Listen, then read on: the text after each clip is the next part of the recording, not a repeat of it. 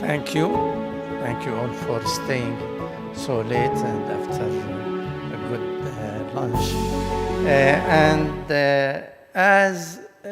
To start, I'd like to ask a question and answer it actually. Where is this? Okay, here we are. Yeah. Why are we treating osteoporosis? Well, it's nice to have all these surrogate markers improved, but the main issue here, we want to prevent fracture. And against this background, I present this case, which is nothing fancy, a lady who presented to the orthopedic clinic with end-stage osteoarthritis of the knee, as you can see here, and she was admitted for total knee replacement. And in surgery, the bone was very fragile and shredded into multiple small pieces. The operative reports say that the bone was like a piece of biscuit. So the surgeon during surgery, instead of having straightforward a procedure like this within 1 hour, then go out, he has to change the plan into such extensive procedure would take a few hours, and it necessitates more of rehabilitation, more hospital stay, and it is more costly. The patient was discharged, and a year later presented to the emergency room with acute back pain. And the MRI showed multiple fractures, as you can see, but there are new fractures here, which causing her pain. Now, at this point, the patient had BMD. And the BMD show, I will not comment on this, on the spine BMD, because of extensive degenerative changes. However, in the femur, on the neck of femur BMD, the T-score is minus 3.3. So she was started with Dr. Rife medication, zoledronic acid, first dose. After a year, second dose. Then presented to the emergency room after that with another acute pain. And the BMD show good response. There is increase about the bone mineral content about 12%. And in spite of that, she fractured. Okay, the patient continued with the third and fourth zoledronic acid doses. Then after that, 2 years later, the patient had another BMD after stop the zoledronic acid, and we lose all the again in the femoral neck BMD. So we started her, she was started with denosumab. And after the third dose of denosumab, she came to the emergency room with another compression fracture. So over the 8 years, and despite of this very potent antiresorptive, the patient continued to fracture, the suffer continued to be there, and the bill increased significantly. So now what to do? In order to answer this question, we have to know what has happened. And in order to understand that, we go back to the remodeling Dr. Rife was talking about. And you can see the cells, the red cells, which are the osteoclasts eating the bone, and the blue cells, the osteoblasts, build up the new bone. And this is how our bone regenerates. Can somebody turn these slides off, please? Okay, and this is how we regenerate our bone. Now, with the good balance between the function of osteoclast and osteoblast, we enjoy our healthy, strong bone. When there is negative balance, with the osteoclast have the upper hand for reasons behind this presentation, and we end up with osteoporotic kind of bone like this. Now, as we age, And because of this negative balance, the bone starts to lose the structure. As you can see here, the bone is aging, and now we going from a normal bone to osteoporotic bone. With this, the integrity of our bone and the strength start to decrease. Remind me about قول الله عز وجل. الله الذي خلقكم من ضعف ثم جعل من بعد ضعف قوة ثم جعل من بعد قوة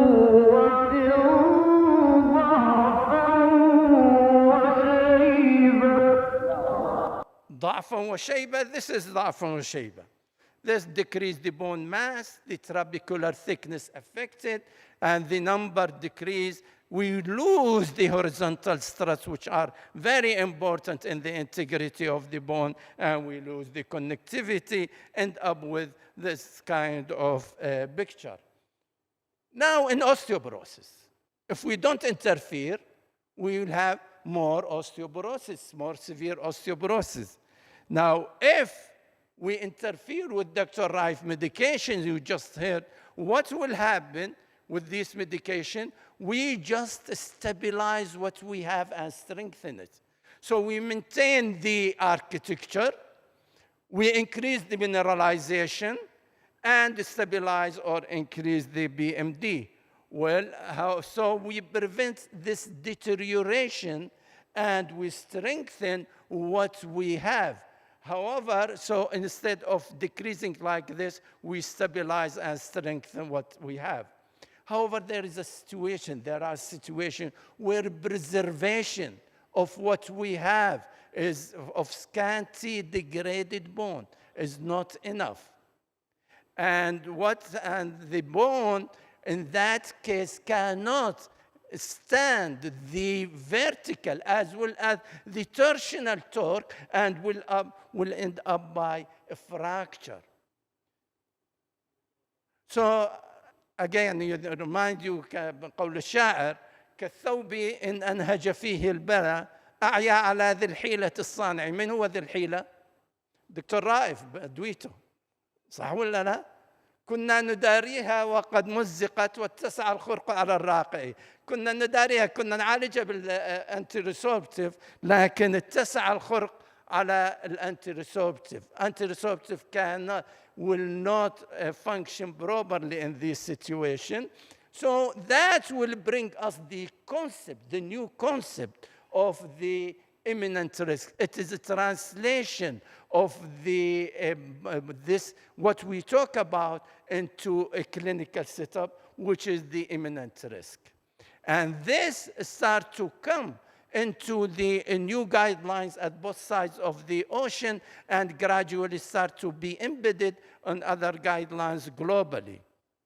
And in this imminent risk, who will be at imminent risk? I'll just mention this example, which is very important example. After the first fracture, there is significant risk of another fracture immediately after the first fracture. And during the first year, what I call the time sequence. So during the first year, after the fracture, there is significant risk, imminent risk. We have to do something at that time. Now, if the patient passed the first or second year, the risk will decrease. So, risk of subsequent fracture is highest immediately after the event, and recent fracture carries an imminent risk of a fracture. So these are the other factors that will lead to, or the definition of imminent risk, already mentioned by our colleagues before. And here bring us to the classification or the stratification of the risk. And we have very high risk, which we mentioned before, a fracture within the past 12 months, multiple fracture while on osteoporosis therapy, the patient which we have, while on medication harmful to bone, like the steroids, very low T-score, below -T, very high, the very high FRAX score. And these are the very high risk which are suitable for the medication that we are mentioning now. So that is the example of multiple fracture. This is our patient that we mentioned before. And this patient, in spite of potent antiresorptive, continue to fracture, which is an imminent risk of fracture.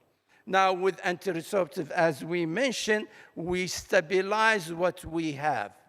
We need something to rebuild up a new bone. And that is the bone-forming drugs, which will not only stabilize, will increase the number, will increase the thickness, and will build up the connectivity between the bone. And this is not only on my cartoon, but it is actually in this study from teriparatide, where the patient has before the teriparatide treatment and after teriparatide treatment. You can appreciate the anabolic effect of this medication.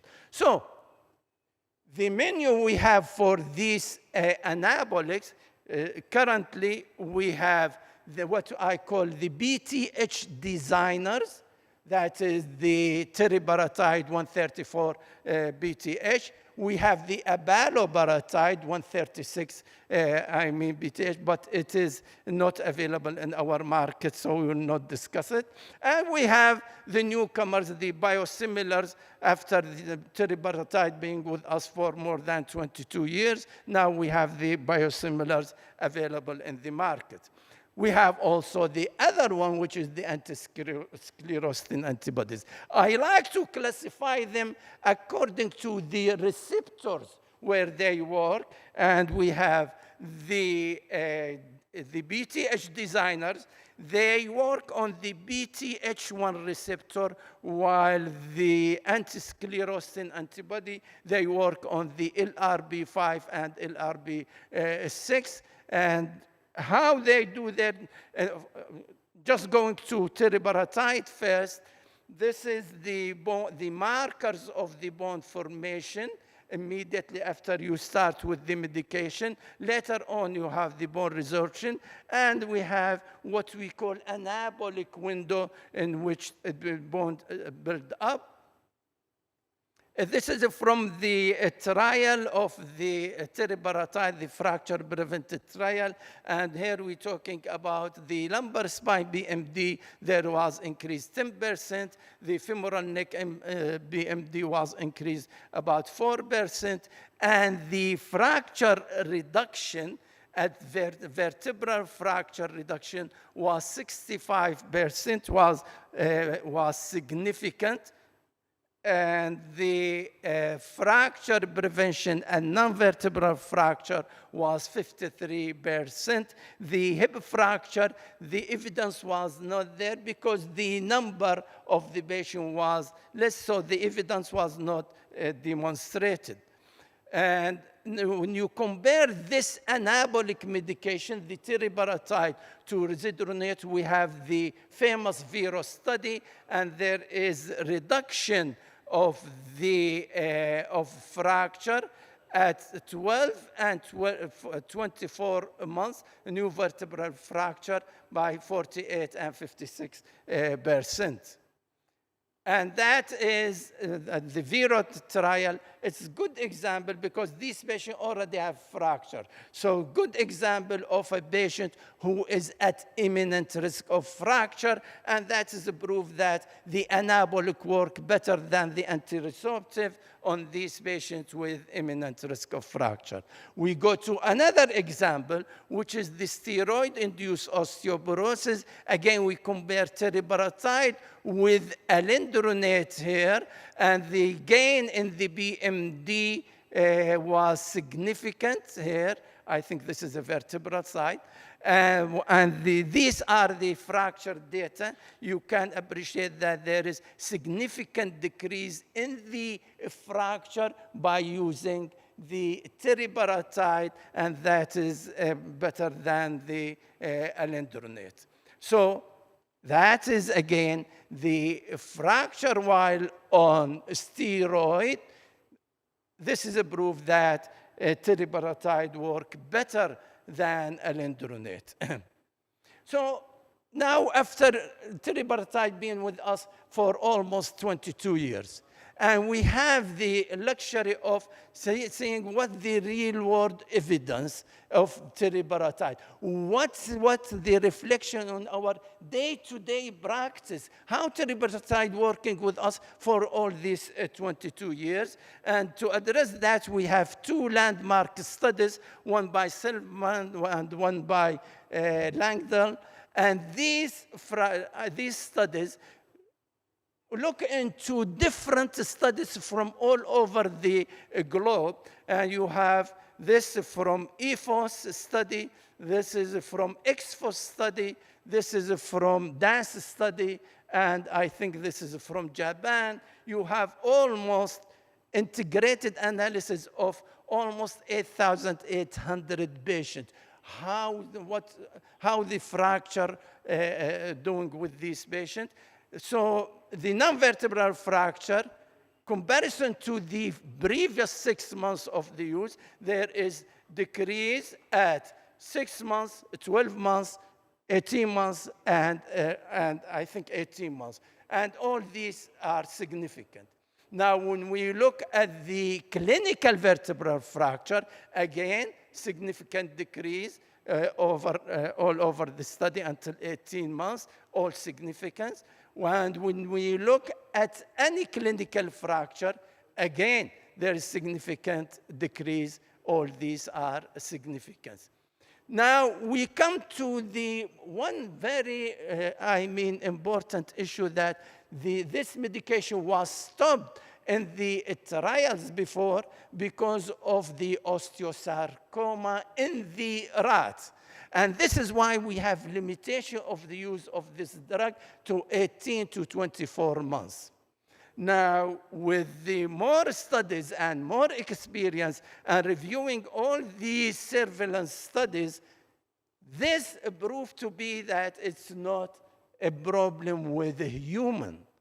So the black box of osteosarcoma was removed from the FDA instruction, and the time for treatment, which was 24 months, was opened as long as the patient needs the drug. So that is good news for those who use the medication. Now we have the biosimilar medications, which are similar to the original drug without variation, similar in the action and side effects and everything. And good that we have it, because now it is a cheap alternative for teriparatide. So to conclude about teriparatide, it is potent and superior to antiresorptive. It rapidly rescued the bone, and that's important after the fracture. And the track record shows a good safety for teriparatide. The cost now, which is very important issue with the biosimilar on shelf, all these are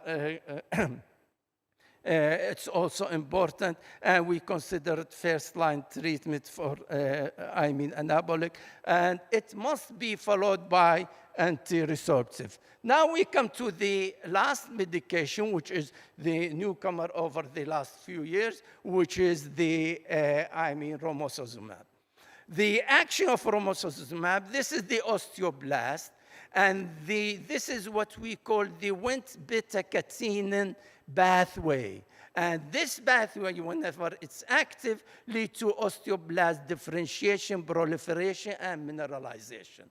And if this process continue all the time, what we will have a disease like sclerosis, marble bone disease, all these osteoporotic disease, and God will not accept that. So we have natural inhibitor for this process, and that natural inhibitor is the sclerostin, which is produced by the osteocyte. And so what happened, sclerostin will come at some stage and block the Wnt beta-catenin pathway. It will block the LRB5 receptor, and this will stop the beta-catenin. It will not be translocated to the nucleus, and the osteoblast will reduce in activity. This is sclerostin. So sclerostin inhibits osteoblast. It decreases bone formation. Now, what the romosozumab does, it will block the sclerostin. So it will release the Wnt from the inhibitory effect, and that will lead to more activation of the canonical pathway, which is the Wnt beta-catenin pathway. The beta-catenin will be activated, translocated to the nucleus, then trigger certain genes off and off, on and off, and give you the osteoblast function.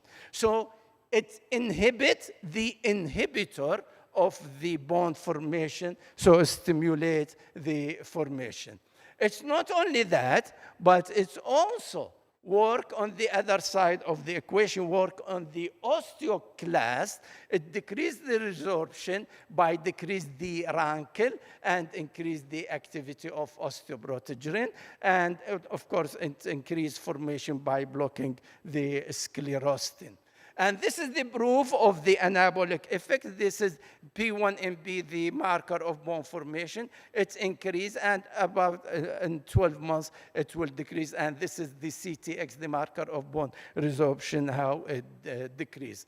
And we have here important study, the FRAME study, which is double-blinded in first 12 months, comparing the romosozumab to placebo, then open-labeled continue Romo to Romo and placebo to, Romo to denosumab and placebo to denosumab. And we have good, gain on the lumbar and total hip BMD.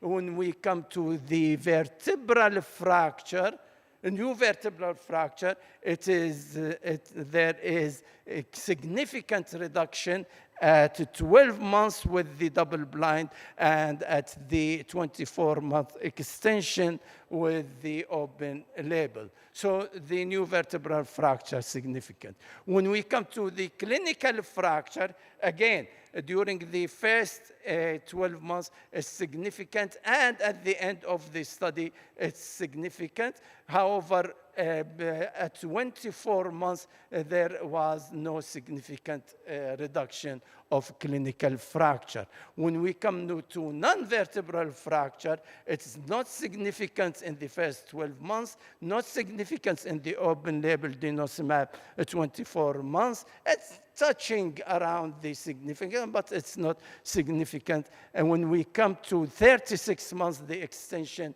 it's become significant. So when we come to the hip fracture, it's again, it did not show effect after 12 months, as you can see, and also it did not show effect at 24 months. It might be because of the number of the patients are not huge, not large number, so the effect did not show up. There is decrease about 50% of the fracture, but the significance, according to statistics, is not there. So this is to summarize the frame and frame extension fracture efficacy.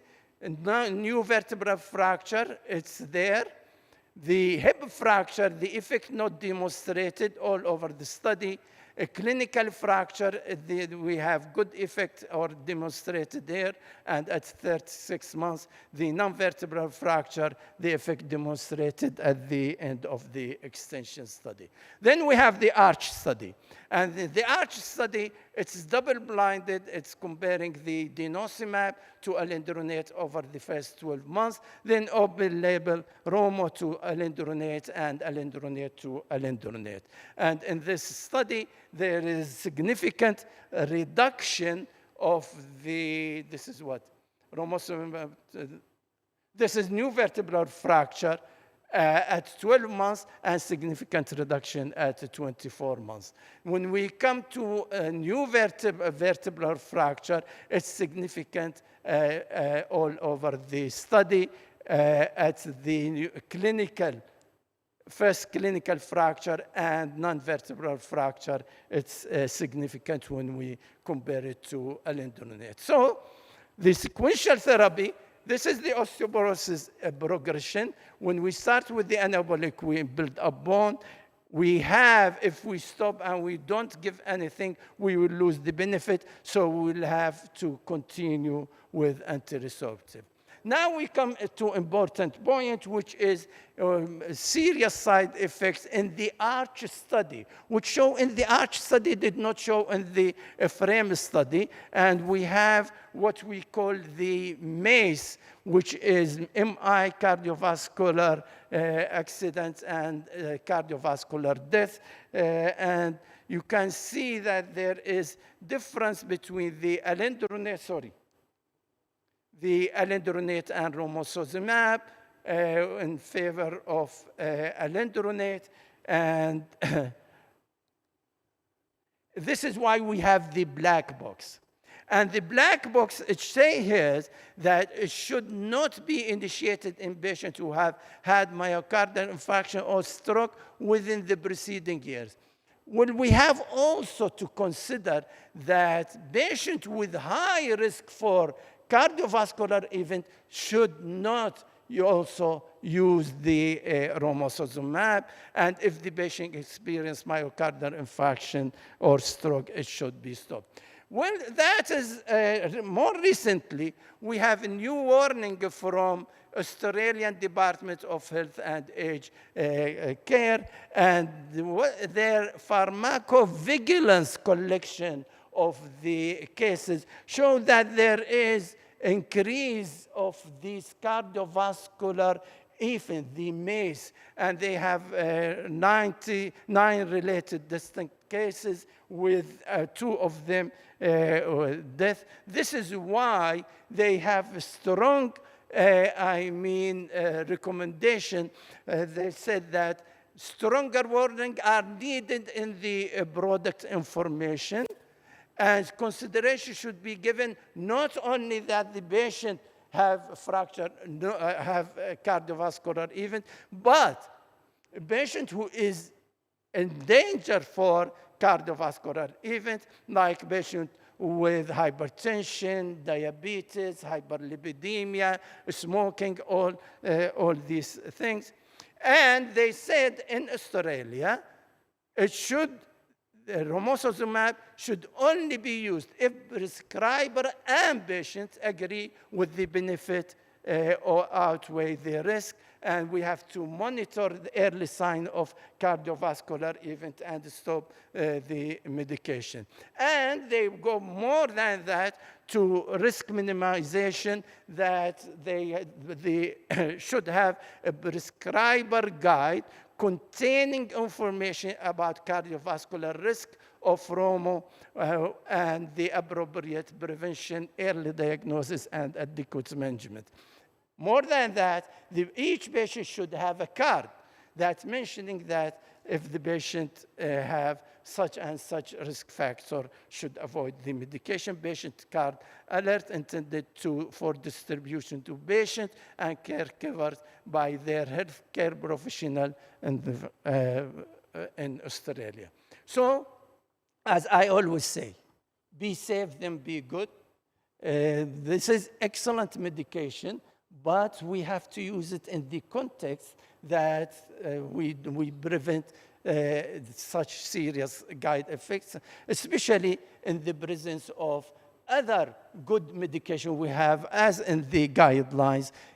Potent antiresorptive can be used as alternative even in this high-risk group. We have also the teriparatide. So the patient, if they don't have myocardial infarction or the risk factors, as we mentioned, you can go ahead and use it. Now we come to the end of my presentation. If we are answering the role of anabolic and treatment of algorithm, this is the role here. When we have very high risk, I hope that I convince you with that. Now, with other, classification, you can use antiresorptive first, and in low-risk patient, you can use preventive measures. And always, anabolic should be followed by antiresorptives, otherwise you lose the benefit. Thank you so much.